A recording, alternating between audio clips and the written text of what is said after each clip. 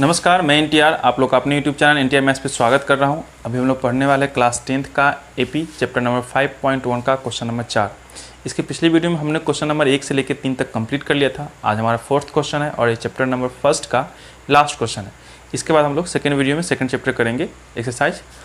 अभी जो हम लोग पढ़ रहे हैं उसका मैं हेडलाइन लगा दूँ, अरिथमेटिक प्रोग्रेशन है एपी। ठीक है, अरिथमेटिक प्रोग्रेशन, शॉर्ट में इसको बोलते हैं आप लोग हिंदी वाले जो होंगे उसे आप समांतर श्रेणी के नाम से जानते होंगे। समांतर श्रेणी बोलो या फिर श्रेणी बोलो।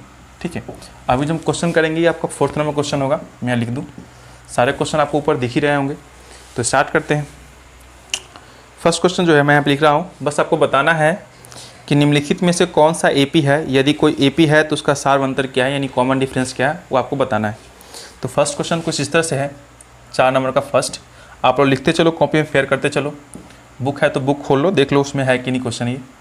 ठीक है, ये 2, 4, 8, 16 दे रखा है और पूछा आपसे कि एपी है कि नहीं। तो एपी अगर होगा तो सबसे पहले आपको क्या चेक करना है, उसका कॉमन डिफरेंस चेक करना पड़ता है। और कॉमन डिफरेंस चेक करने का मतलब आप जानते हो कि नेक्स्ट टर्म में से जस्ट पीछे वाला टर्म को घटा देते हैं। यानी कि इस वाले में से इस वाले को घटाओ, इस वाले में से इस वाले को, इसमें इसको घटा दो। जितना भी लिख रखा है इसमें सभी को सभी चेक करना पड़ेगा।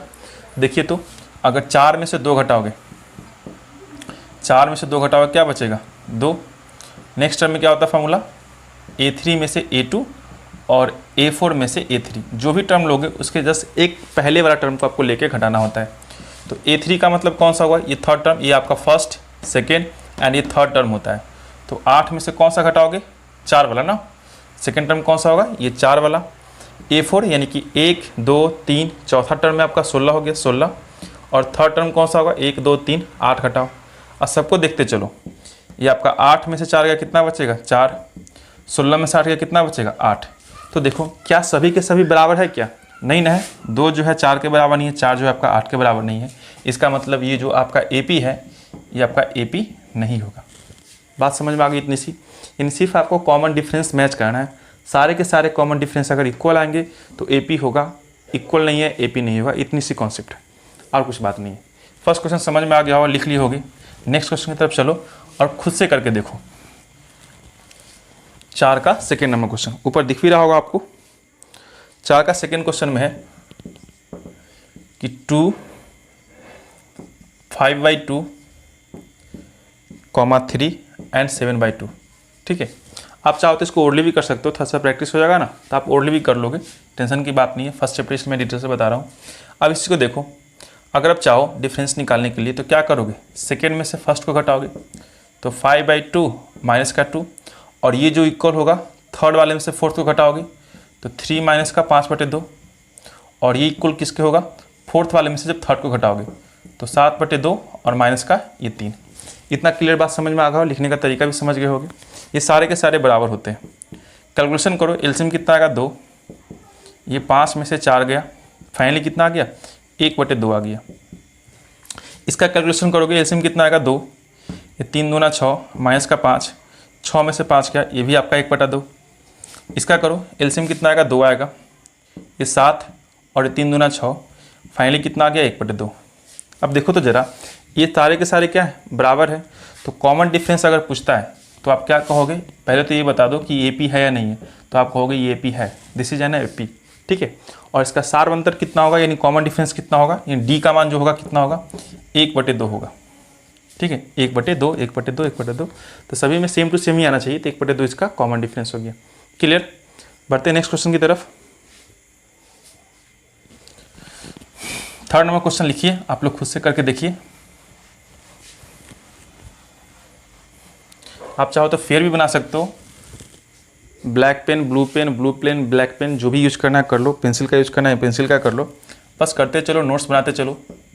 ठीक है, थर्ड नंबर क्वेश्चन बोला है कि माइनस का 1.2, माइनस का 3.2, माइनस का 5.2 एंड फाइनली है माइनस का 7.2। इस तरह से दे रखा है आपको।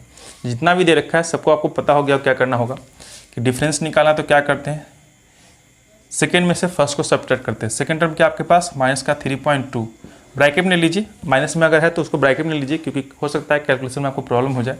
घटाना हर बारी है, घटाना क्या है, हर बार आपको माइनस देना है। किस में घटाना है भाई, तो माइनस का 1.2 में। यही चीज़ इसका जो मान आएगा वो किस में आएगा, जब नेक्स्ट में से यानी कि थर्ड में से सेकंड को घटाओगे। फिर वही बात, माइनस का 5.2 में से क्या करना है आपको, घटाना है माइनस का 3.2। फिर से घटाइए इसमें, माइनस का 7.2 माइनस का 5.2। ठीक है, घटाने के बाद जो रिजल्ट आएगा वो आपका क्या होना चाहिए, इक्वल टू इक्वल होना चाहिए सारे के सारे। अगर होंगे तो एपी में होगा, अदरवाइज नहीं होगा। तो सिर्फ जोड़ घटाव बच गया, माइनस का 3.2 का 3.2, ये आपका माइनस माइनस मिलकर क्या हो जाएगा, प्लस, प्लस का 1.2। यहाँ पे चलो माइनस का 5.2 है, ये आपका माइनस माइनस मिलके ये भी प्लस 3.2 इक्वल टू माइनस का 7.2 और ये फिर से माइनस माइनस मिलके प्लस 5.2। इसमें सब्ट्रैक्ट करो, यूँ समझ लो कि 32 में से 12 को घटाना है, प्लस माइनस से तो घटाने का ही काम होगा। 32 में से 12 को घटाना है, क्या बचेगा 2, और इन दोनों में बड़ा कौन है, 32 की 12, 32 बड़ा है तो 32 के पहले कौन सा सिंबल आपको लगा रखा है, माइनस, तो यहाँ पर भी माइनस लग जाएगा। इतनी सी बात समझ में आ गई होगी।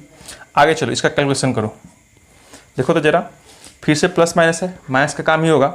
ये 52 में से 32 घटेगा, 20 बचेगा, यानी कि 2.0 कर सकते हो समझने के लिए, क्योंकि डेसिमल लगा दो एक अंक के लिए, दोनों में एक एक अंक है।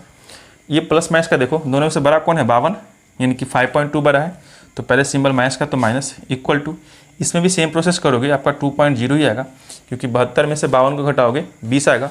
डेसिमल प्लेस पर एक को ठप्पा मार देना, बड़ा वाला का अंक कौन है, 72, यानी कि 7.2 है, पहले माइनस लगाओ तो माइनस। अब देखो सारे के सारे क्या हो गए, इक्वल हो गए ना, तो सिंप्लीफाई करके लिखोगे तो माइनस का 2 इक्वल टू माइनस का 2 इक्वल टू माइनस का 2। अगर सारे के सारे वैल्यू इक्वल है, इसका मतलब ये है कि जो सीक्वेंस दे रखा है इज इन एपी, ये क्या है आपका एपी में होगा, एपी है। अगर एपी है तो इसका कॉमन डिफरेंस क्या है, तो कॉमन डिफरेंस यही रहा, डी का मान कितना हो गया, माइनस का 2। आंसर समझ में आ गया होगा, मिल भी गया होगा आंसर। आगे बढ़ते हैं नेक्स्ट क्वेश्चन की तरफ। नोट्स बनाते चलो, डिटेल से मैं बता रहा हूँ ताकि दिक्कत ना हो आगे, जब फास्ट बताना होगा फास्ट भी बताऊँगा। ये हमारा 3rd नंबर क्वेश्चन कंप्लीट हुआ। जितना भी दे रखे सब इसी में कंप्लीट कर लेंगे एक ही वीडियो में, तो वीडियो कभी छोटा कभी बड़ा हो सकता है, डिपेंड करेगा क्वेश्चन पे कि क्वेश्चन कैसा है। ठीक है, लेंदी होगा तो उसमें डिटेल से जाएंगे। और नेक्स्ट क्वेश्चन देखते हैं 4th नंबर। कुछ क्वेश्चन आप लोग खुद से ट्राई करो, उसके बाद आंसर मैच करना कि आप बनाए हो सही बनाए हो कोई गलत। ये माइनस का 10 कॉमा माइनस का 6 कॉमा माइनस का 2 एंड लास्ट में 4 इस तरह से दे रखा है। सेम टू सेम प्रोसेस अपनाना है आपको, कोई चेंजिंग नहीं करनी प्रोसेस में। डी का मान लेना है, सब्ट्रैक्ट करना है आपको, माइनस का 6 एक जगह ले लीजिए, फिर से माइनस और माइनस का 10। जब जब माइनस का पार्ट आएगा आपको ब्रैकेट का इस्तेमाल करना है, कि छोटी सी भी गलती होगी तो आपको क्या होगा, कॉमन डिफरेंस में दिक्कत हो जाएगा। इक्वल, फिर से क्या करना है आपको, माइनस का 2 माइनस करना है माइनस का 6, फिर से इक्वल, सेम प्रोसेस अपनाइए, 2 माइनस का 2 कर दीजिए।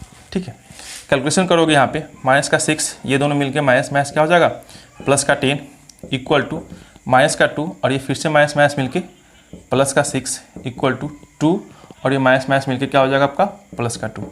ठीक है, ये माइनस का 6 प्लस का 10 सब्ट्रैक्ट करोगे क्या आएगा, 4 आएगा, और 4 आएगा तो साइन किसका लगेगा, दोनों में जो बड़ा होता है उसका साइन लगाते हैं। 10 है, 10 के पहले प्लस है तो प्लस का 4 इक्वल टू, फिर से यहाँ पर प्लस माइनस से घटेगा, 4 आएगा, बड़ा कौन सा वैल्यू है, 6, 6 के पहले कौन सा सिंबल है, प्लस का, इसलिए प्लस का 4, और ये भाजी तो आपको जुट जाएगा, 2 और 2 मिलके 4। तो सभी में क्या देखिए 4 4 4 इक्वल टू इक्वल आ गया ना। इसका मतलब ये जो सीक्वेंस दे रखा है ये आपका एपी होगा। अगर एपी है तो इसका कॉमन डिफरेंस भी होता है, तो कॉमन डिफरेंस क्या होगा, ये 4 होगा। ठीक है, सभी में 4 है, इसका मतलब ये नहीं कि 4 4 4 बोलने लगो, आपको बस एक ही को लेना है जो कि 1 होगा, डी बराबर 4, यानी कॉमन डिफरेंस क्या होगा, 4। क्लियर, समझ में आ रही होगी बात। नेक्स्ट क्वेश्चन की तरफ चलते हैं। अब 5 नंबर क्वेश्चन लिखिए, ब्लू पेन से लिखिए या फिर ब्लैक पेन से लिखिए, बस लिखिए।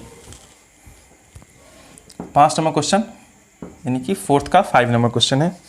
क्वेश्चन में दे रखा है, इसमें रूट वाला दे रखा है कुछ, 3 comma 3 plus root 2 and 3 plus में 2 root 2 and last is 3 plus में 3 रूट 2 ही दे रखा है ना, 3 रूट 2। इस तरह से सीक्वेंस को बढ़ाया गया है, आपको सॉल्व करना है, यानी कि वही बात, डी का मान निकालना है आपको। क्या करना है, सबसे पहले इन दोनों में सब्ट्रैक्शन करना होता है, लास्ट वाले में फर्स्ट वाले को घटाया जाता है, ठीक है, यानी कि सेकंड में फर्स्ट को, थर्ड में सेकंड को, फोर्थ में थर्ड को, इस तरह सब्ट्रैक्ट करना है आपको। तो 3 प्लस में रूट 2 एक साथ है, माइनस का इसमें 3 कर लेना है।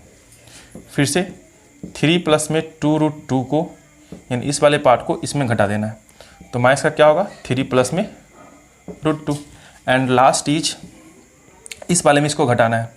तो पहले कौन सा है आपका 3 प्लस में 3√2 और माइनस में 3 प्लस में 2√2 दिख रहा होगा इतना तक, ठीक है।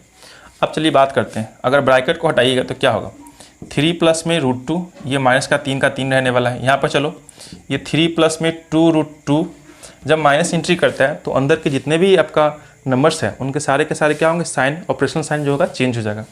तो माइनस का 3 और माइनस का √2, क्योंकि माइनस ये प्लस का है तो ये भी माइनस में बन जाएगा। इक्वल टू यहाँ पे चलते हैं 3 प्लस 3√2, ये माइनस अंदर जगह माइनस का 3, फिर से ये माइनस और 2√2, ठीक है। इतनी बात समझ में आ गई होगी। अब कैलकुलेशन थोड़ा लग रहा होगा बड़ा है, लेकिन कोई बात नहीं, ये प्लस का 3 और माइनस का 3 दोनों मिलके कैंसिल, बचेगा क्या, सिर्फ ये √2 बचेगा।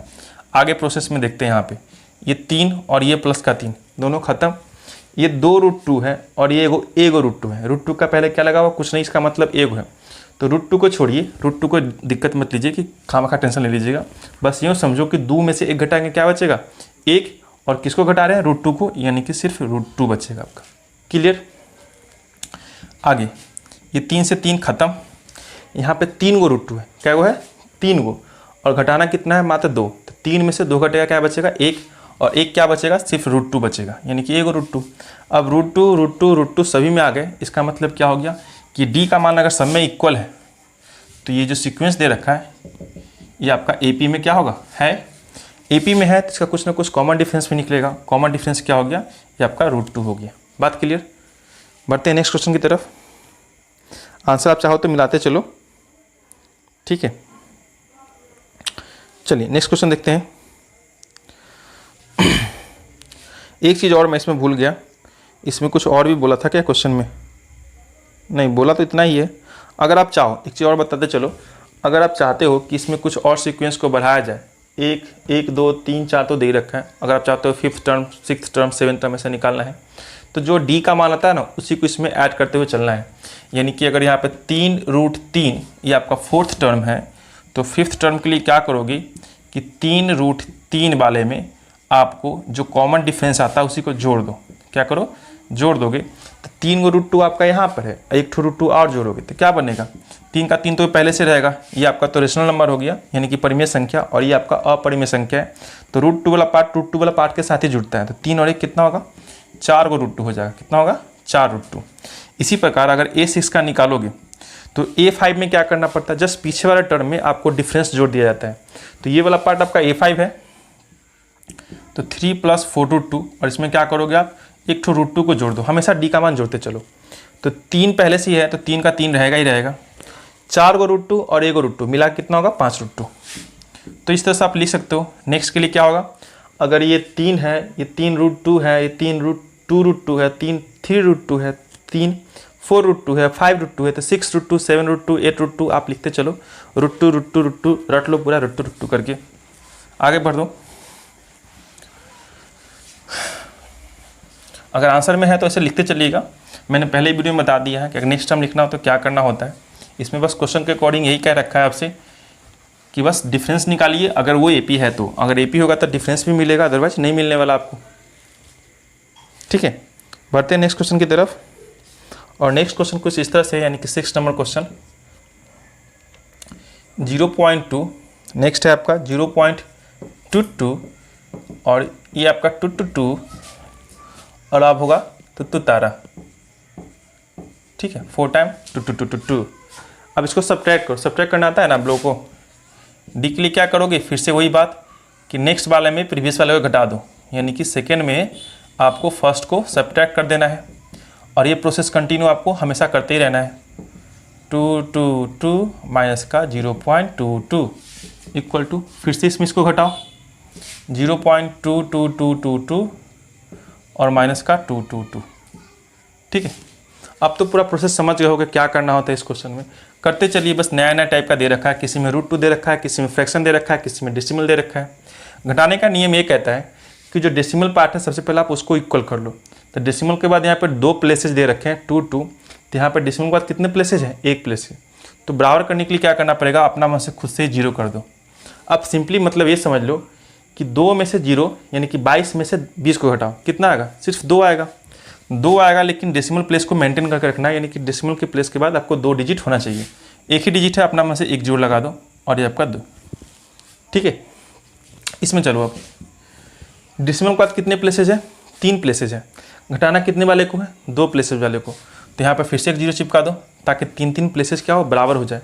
अब घटाओ, 222 में से 220 को घटाओगे, 222 रुपये आपके पास है, 220 रुपये को क्या करना है, घटा लेना है। कितने रुपये बचेंगे, 2 रुपये, तो 2 लिख दोगे।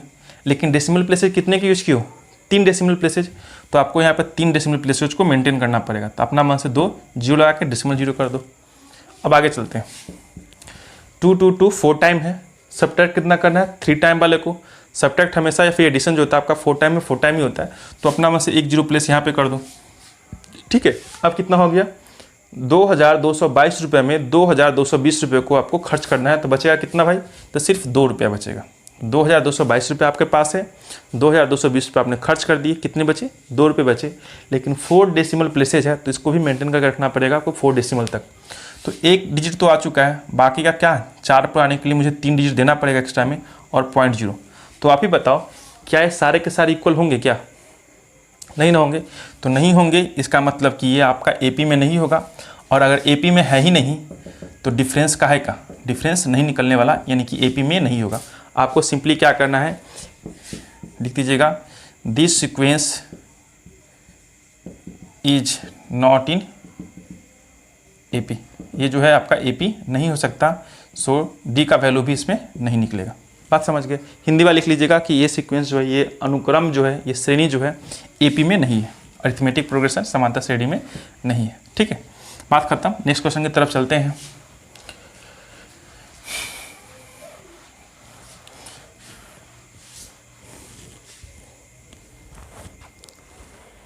आगे क्वेश्चन पढ़िएगा, 7 नंबर क्वेश्चन देखिएगा। 7 नंबर क्वेश्चन का है आपसे, ये देखिए क्या देखे रखा है, 0 है, माइनस का 4 है, माइनस का 8 है एंड माइनस का 12 है, और ये सीक्वेंस ऐसे गया हुआ है। फिर से वही बात करेंगे हम। बोर हो गए हो देखते देखते, वीडियो को बंद कर दो और खुद से करो, और नहीं आता है तो करते रहो। फिर से नेक्स्ट में से था, माइनस का 0 कर दीजिए, इक्वल टू, इस वाले में इसको घटाओ। अब मैं थोड़ा सा फास्ट करूँगा क्योंकि मैं पक्का बोर हो गया हूँ लिखते लिखते। ठीक है, चलो मैं अब समझाऊंगा नहीं, मैं सीधे करके दिखाता हूँ कि एपी है या नहीं, आप लोग खुद से समझो। ये माइनस का 4 ही रहने वाला है, ये माइनस का 8 और ये प्लस मिलके 4, माइनस का 12 और ये माइनस माइनस मिलके प्लस का फिर से 8।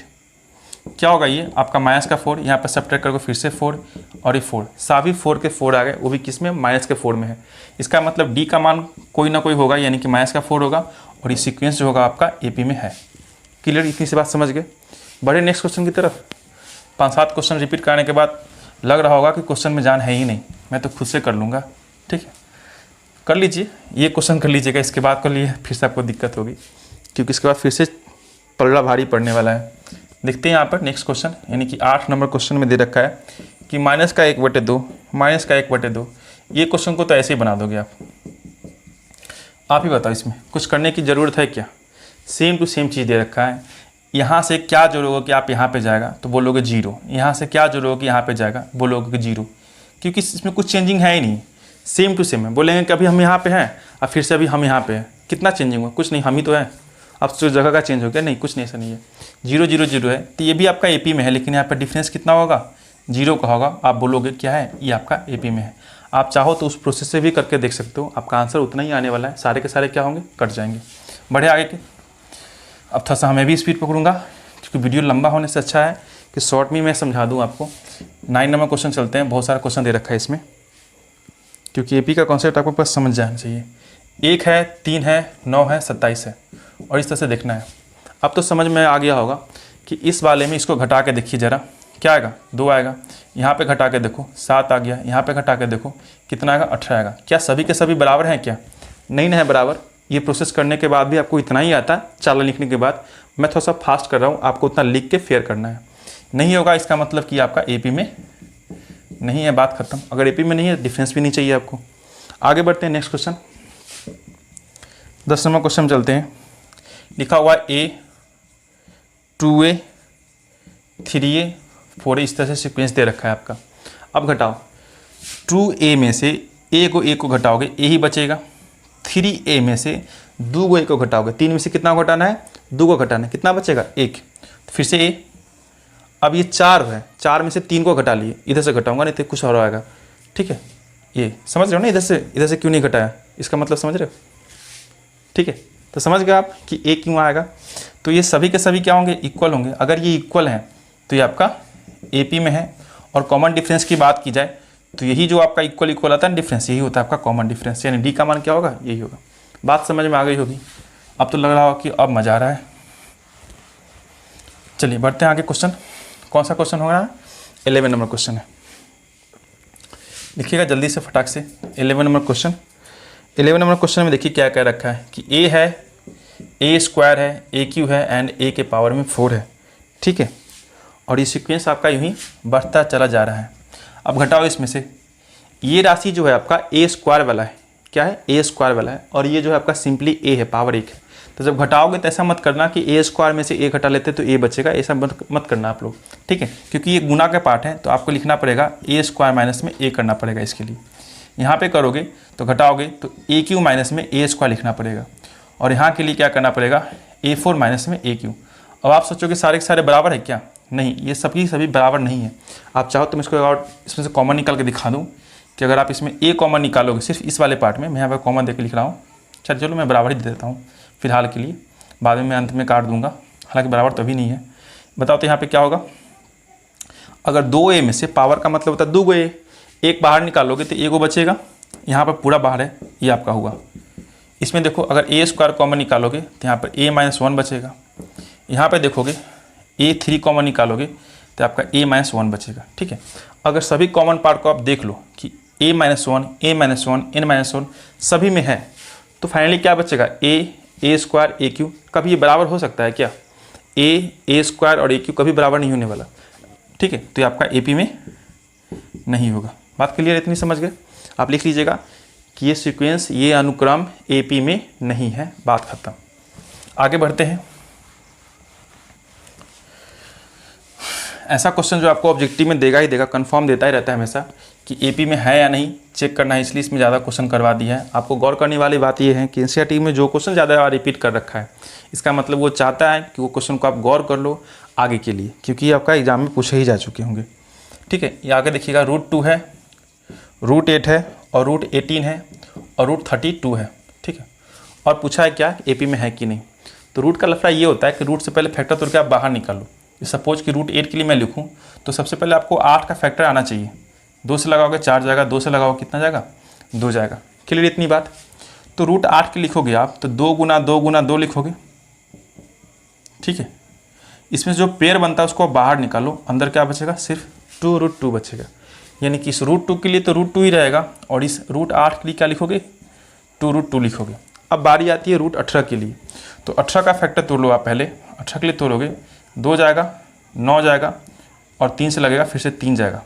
यानी कि √18 के लिए आप क्या लिखोगे, 2 गुने 3 गुने 3। 3 आपका कॉमन दिख रहा है ना, पेयर इसका बन रहा है 3 का, जो पेयर बनता है उसको आप बाहर निकालो, ये आपका क्या आएगा, 3√2 आएगा। इसका मतलब ये हुआ कि इस 18 के लिए आपको लिखना है 3√2। उसी प्रकार अगर 32 का तोड़ते हो तो 5 बार आपका 2 2 2 आएगा। कै बार आएगा, 5 टाइम आएगा। 2 गुने 2 गुने 2 गुने 2 गुने 2, 5 बार आएगा। तो एक बार 2 निकलेगा, मतलब कि पेयर में आपको निकलना है, 2 2 का जोड़ा निकलना है। एक बार 2 और फिर से एक बार 2, 1 2 तो बच जाएगा ना आपका। यानी कि 2 दूनी का 4 निकल चुका है, 1 2 2, ये आपका 4 निकल चुका है, और 1√2 आपका अंदर पड़ा हुआ रहेगा। ये सिंपलेस्ट फॉर्म में आ गया। आपको सब्ट्रैक्ट करके देखना है इसी तरह से कि 2√2 में से अगर 1√2 घटेगा, 1√2 बचेगा। 3√2 में से 2√2 घटेगा, फिर से 1√2 बचेगा, और 4 में से 3 घटेगा, फिर से 1√2 बचेगा। देखिए सारे के सारे इक्वल हो गए ना। अगर सारे के सारे इक्वल हो गए, इसका मतलब क्या है कि ये D का मान होगा। अगर ये D का मान है तो ये आपका सीक्वेंस जो दे रखा है इज AP में होगा, ठीक है। अगर ये 5√2 है, इसका आगे का निकलना चाहोगे, 4√2 इसके आगे का, तो आपका नेक्स्ट टर्म जो होगा यहाँ से मैं लिख दूँ 5√2, 6√2, 7√2, ऐसे लिखते चलो आप, ठीक है, आपका आंसर आ जाएगा। बढ़ते नेक्स्ट क्वेश्चन की तरफ। कुछ क्वेश्चन और बचे हुए उसे भी देख लो, ख़त्म हो जाएगा चैप्टर आपका ये, ठीक है। यानी कि आपका एपी का फर्स्ट चैप्टर कंप्लीट हो जाएगा। देखिए इस तरह से एक और दे रखा है, सोच रहा है कि सेम टू सेम ऐसे क्वेश्चन, लेकिन बिल्कुल ऐसा नहीं है, थोड़ा सा अलग है। √3 है, √6 है, √9 है एंड √12 है, ठीक है, ये दे रखा है। अब इसका फैक्टर तोड़ोगे ना तो √3 का रूट तो नहीं रहने वाला, कि इसमें कुछ तो कॉमन है नहीं।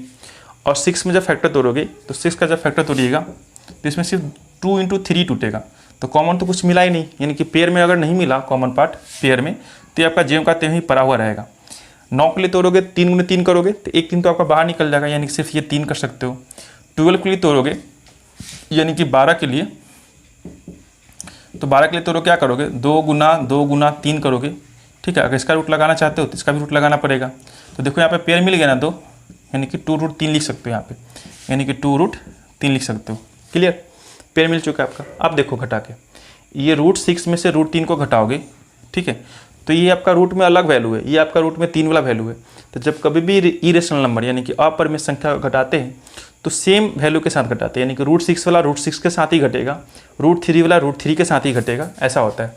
तो √6 माइनस का √3 ये आपका डिफरेंस होगा इन दोनों के लिए। यहाँ पे करो तो यहाँ पे बिल्कुल अलग ही आएगा एक तरह का, और यहाँ पे करोगे तो ये तो बिल्कुल और भी अलग आएगा, ठीक है। तो क्या सभी के सभी इक्वल होंगे? नहीं ना, यानी कि सभी के सभी इक्वल नहीं है, इसका मतलब ये जो सीक्वेंस है ये आपका एपी में नहीं होगा। लिख लीजिएगा कि यह अनुक्रम एपी में नहीं है। बात इतनी सी समझ में आ गई होगी, तो चलें आगे क्वेश्चन की तरफ। 14 नंबर क्वेश्चन देखते हैं, तक आप क्वेश्चन लिखो, बहुत ही स्पीड में बन रहा है क्वेश्चन,